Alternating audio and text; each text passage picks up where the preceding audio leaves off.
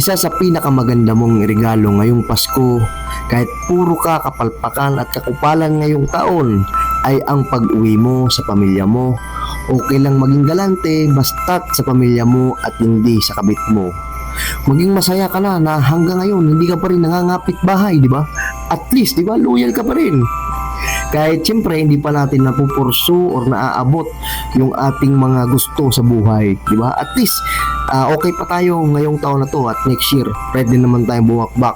Mula sa page ko na to na pangarap kong yumaman, nais ko rin sanang ipaabot ang aking simpleng pagbati sa inyo. Maligayang Pasko at manigong bagong taon. Ito naman palagi nating sinasabi, paulit-ulit na lang, pero ito naman talaga dapat ang sabihin natin. Isa puso natin ang pag-celebrate nitong Pasko na to. Isa puso natin ang totoong diwa ng Pasko. Isa na doon ay siyempre ang pamilya. Take advantage natin tong pagkakataon na to. Kasi yung iba kasi sa atin, malayo ang trabaho, pero hindi naman malapit, which is swerte sila. Siguraduhin natin na hindi lang tayo physically present, pati mentally present din tayo sa pag-celebrate natin ng Pasko kasama ang pamilya natin. Hindi yung nandun ka nga pero malayo naman yung iniisip mo, di ba? Isang tabi muna natin yun.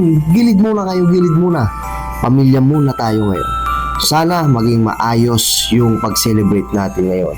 Sa mga mga kapangarap ko dyan, next year, pagpasok ng 2026, bakbak ulit tayo ngayon sa pangarap natin.